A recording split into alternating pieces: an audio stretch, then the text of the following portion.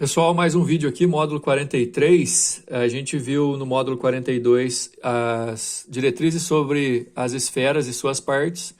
Nós vimos cálculo de área de superfície de esfera e volume de esfera, principalmente. Na parte teórica, nós vimos também o que é uma cunha, o que é um fuso, um segmento esférico e uma calota esférica. Dessa forma a gente encerra o conteúdo de esfera, só que agora a gente vai fazer mais alguns exercícios nesse módulo 43, exercícios mais voltados para essas partes, como cunha, fuso e segmento esférico, bem como a calota esférica. Eu vou tentar no exercício, como a maioria vai ser formada por exercícios contextualizados, eu vou tentar mostrar para vocês como que o fuso esférico pode ser associado a alguma coisa da esfera mais para o lado da aplicação e tudo mais. Olha só o exercício número 1. Uma quitanda vende fatias de melancia embaladas em um plástico transparente. Uma melancia com a forma esférica de raio de medida R, centímetro, foi cortada em 12 fatias iguais, sendo que cada fatia tem a forma de uma cunha esférica, como representado na figura. O detalhe, pessoal, 12 fatias iguais é como se você tivesse pegado o ângulo de 360 graus inteiro e dividido por ângulos de 30. Né? São 12 ângulos de 30 graus.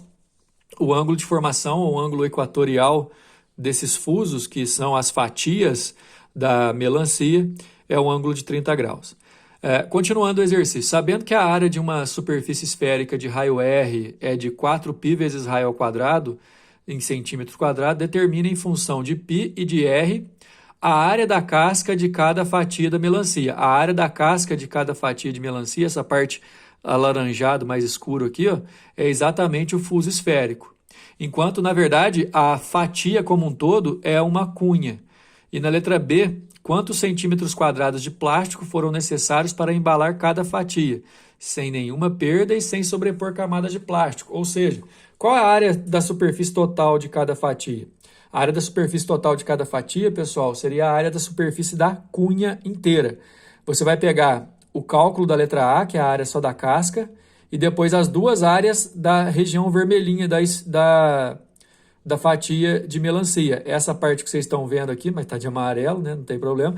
E a outra lado de trás, certo? No caso da gente resolver esse exercício, já que ele deu quantas fatias e são fatias iguais, esse ângulo alfa aqui, ó, seria de 30 graus, no caso do nosso exercício, mas ele nem falou disso. Qual que é a área de uma casca? Lembrando que foram 12 no total. Eu vou pegar a área total, 4πr ao quadrado, e dividir por 12.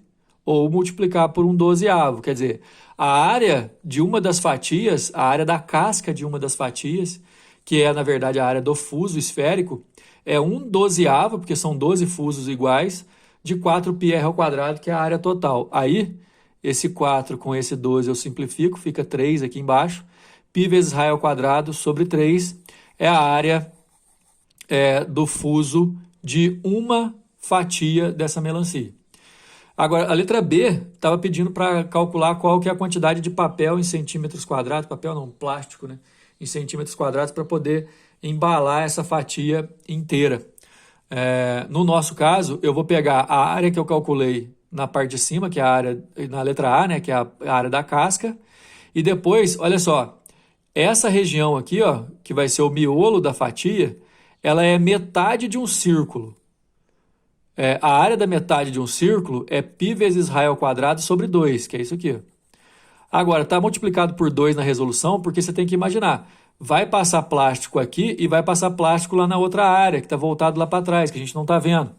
Então, são duas metades de círculo, 2 vezes πr ao quadrado sobre 2, que inclusive você vai poder cortar aqui, ó, esse 2 com esse 2, é um círculo inteiro, mais a área da casca. A área da casca é π vezes raio ao quadrado sobre 3, a gente calculou na letra A. Aqui vai dar π vezes raio ao quadrado. Se você fizer mínimo múltiplo comum, vai dar... Bom, aqui está errado, hein? Tem um 4 aqui. Se você fizer mínimo múltiplo comum, vai ficar πr ao quadrado mais 3πr ao quadrado, que dá 4πr ao quadrado. Você pode ver que na resposta aqui tem um 4. Aqui o pessoal esqueceu. Mas, enfim, o exercício está pronto. Número 2, um observador colocado no centro de uma esfera de raio 5 metros vê o arco AB sob um ângulo alfa de 72 graus. Esse ângulo alfa de 72 graus, pessoal, é o ângulo de formação da cunha aqui, ó. O ângulo de formação do fuso também, que a gente chama de ângulo equatorial, como mostra a figura. Isso significa que o volume da cunha esférica determinada por alfa é o volume dessa cunha, você calcula fazendo proporção em relação ao volume total. Aqui já está direto, eu vou fazer o seguinte, vou completar uma coisa com vocês aí, igual a gente viu lá na parte teórica da aula 42. Em primeiro lugar, que como alfa representa, a cunha, desculpa, representa uma fração da esfera, a gente sempre relaciona essa fração ao ângulo de formação, né? Ângulo de 72 graus. Que fração que representa esse ângulo de 72 graus da volta inteira, do 360? Essa fração que representa o ângulo alfa dos 360 graus é a mesma fração que a cunha retirada representa da esfera, certo? Aí, se você multiplicar cruzado aqui e isolar, vai ficar desse jeito, quer ver? Ó? O volume da cunha é a fração do ângulo equatorial, alfa sobre 360, em relação ao volume da esfera. E outro detalhe, o volume da esfera é 4/3 de π vezes raio ao cubo. Aí você já pode vir aqui para a resolução do exercício. O volume vai ser alfa, que vale 72 sobre 360, vezes o volume da esfera inteira, que é 4/3 de π vezes o raio da esfera ao cubo. O raio o exercício deu, olha lá, 5 ao cubo, certo? Então, a gente vai 72 por 360, se você simplificar, dá 1/5, né? Aqui, ó, 5 ao cubo dá 125. Se eu dividir por 5 aqui, ó, dá 25. Vezes 4 dá 100 sobre 3. 100 π sobre 3 metros cúbicos é o volume dessa cunha. A resposta é a letra C. Número 3. Chama-se calota esférica a região determinada pela secção da superfície de uma esfera de raio R por um plano cuja distância até essa superfície é h. Então, é o seguinte, a calota é esse pedacinho que você consegue cortar aqui de cima da esfera ou de baixo também, né? A área da calota é calculada por 2πrh. Para construir um exaustor eólico, aqueles que ficam sobre barracões, como chaminés, um fabricante projeta uma superfície esférica de raio 10 decímetros, esse raio aqui, viu, pessoal? O raio da esfera inteira, e retira 2 calotas interceptando a superfície por 2 planos paralelos, cada um distante 6 decímetros do centro. Ou seja, imagina a esfera inteira aqui, ó, de raio 10, e aí eu vou cortar uma tampinha dela aqui e uma outra tampinha dela aqui com uma distância de 6. A parte superior será fechada e na parte inferior encaixar-se-á um cilindro equilátero aberto. Detalhe, o raio que vai formar tanto aqui embaixo, ó, no corte, quanto aqui em cima, também vai ser o raio do cilindro. E como o cilindro é um cilindro equilátero, esse raio vai me ajudar a calcular a altura do cilindro. Vai formar essa figura, lembrando que ela está fechada aqui em cima e aberta cá embaixo no cilindro e tal. A área em decímetros quadrados da superfície desse exaustor, na situação descrita, é D. Já na resolução, pessoal, o corte vai ser feito aqui, ó, a uma distância de 6, e aí eu preciso formar um triângulo aqui, ó, triângulo retângulo, com o raio da esfera original sendo a hipotenusa, a distância em relação ao centro de onde foi feito o corte e o raio da secção superficial que vai ser formada sendo os 2 catetos. Então, eu tenho aqui, ó, 10 do raio, 6 de um cateto e o raio da superfície é o outro cateto que eu poderia chamar de Rzinho. Você faz o teorema de Pitágoras que você vai descobrir que aqui vale 8. Ou então você lembra do triângulo 3, 4, 5, que pode ser 6, 8, 10, né? Então, ao mesmo tempo, presta bem atenção na conclusão.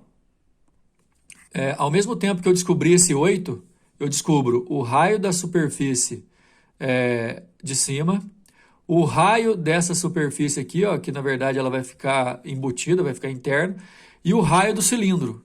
E lembra que o cilindro é um cilindro equilátero, aberto? Ele não tem base, vai ser só a lateral dele.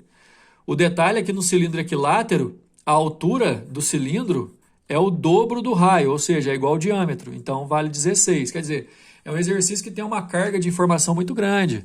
Você faz o corte, Você usa o Teorema de Pitágoras para descobrir o raio de onde fez o corte, sabendo que esse raio vai se encaixar no raio do cilindro também, você tem a oportunidade de concluir que o raio do cilindro é 8 e por ser equilátero a altura dele é 16. Ou seja, a gente vai fazer, para resolver o exercício, a área desse círculo, mais a área da esfera que sobrou, mais a área lateral do cilindro. Ok? A área da esfera que vai sobrar, primeiro, a esfera tem raio 10. Então, eu vou fazer a área da esfera aqui, ó, 4π raio ao quadrado, menos 2 vezes 2π h e r, ou RH, que isso aqui, pessoal, que eu estou destacando, ó, são duas calotas, a calota que eu tirei de cima e a calota que eu tirei de baixo, certo? O 10 menos 6 aqui é porque, como você achou 6 na distância que o exercício deu, esse Hzinho aqui, ó, como o raio total era 10, se até aqui é 6, o Hzinho vai ser 4, né? A área de uma calota é 2π RH. 2π, o R da esfera vale 10, o H vai ser 4, e são duas, por quê? Porque eu tirei uma calota de cima e uma calota de baixo. Então, ó, esfera, menos as duas calotas, mais π vezes raio ao quadrado, que é a área que vai ficar tampada aqui, ó. Isso aqui a gente tem que contar. Mais 2π RH, que no caso é a área lateral do cilindro, formada por um retângulo de 2πr de comprimento e 16 de largura. Então, se eu resolver aqui, ó, 400π, aqui, se eu multiplicar tudo, 40 vezes 4, 160π, 8 ao quadrado, 64π, 16 vezes 16, 256π. Tudo em função de π, eu posso juntar tudo, 560π dá em decímetros quadrados, né, que a gente fez tudo em decímetro, a resposta é a letra A.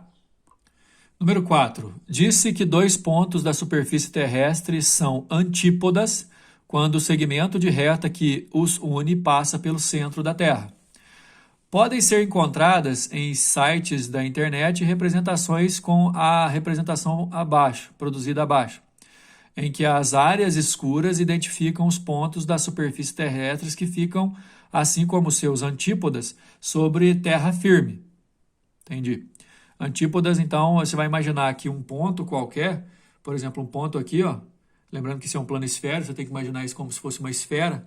Um ponto aqui pode ser ligado, passando pelo centro da Terra, a um ponto lá de cima, assim, ó. Por exemplo, os pontos antípodas da parte sul da América do Sul, que é aqui, né, estão no leste da Ásia, que está aqui. Certo?